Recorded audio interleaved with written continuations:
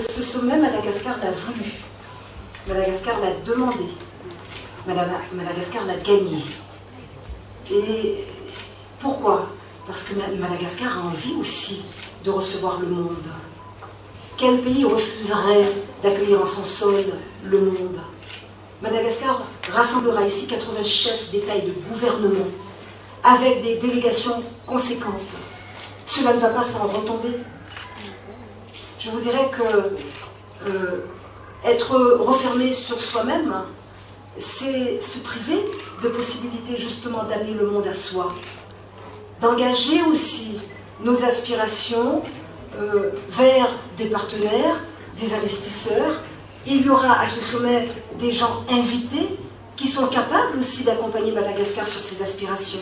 La solution, madame, est-elle le repli sur soi, l'enfermement? Tout pays dans le monde aujourd'hui vous dira que non. Madagascar mérite ce sommet. Parce que, au fait, aucun pays ne peut s'en sortir seul. Nous serons à Madagascar au 16e sommet. Il n'y a pas un sommet tenu dans un pays qui n'ait eu de retombées pour ce pays. Je vous l'assure. Je vous l'assure. Et cela, il faut en être conscient. Et se dire que, voilà, ce sommet, ce n'est pas que le sommet des autorités de Madagascar.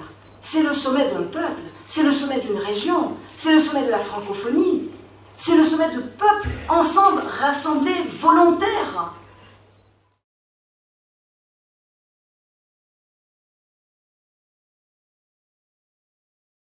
Devons-nous pour autant être paralysés? Annuler toute possibilité de nous rassembler?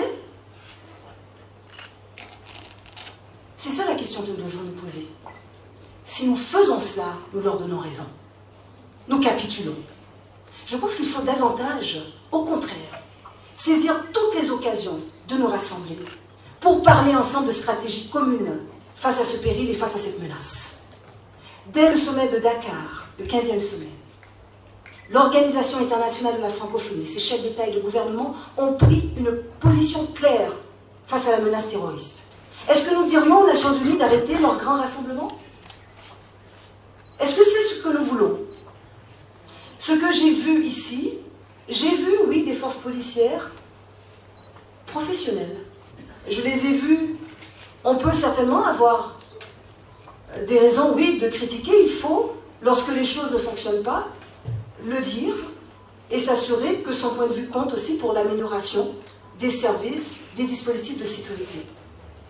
Il n'y a pas un pays au monde aujourd'hui qui n'ait pas à améliorer, oui, et à voir avec la plus grande vigilance le travail mené par les forces policières. La construction.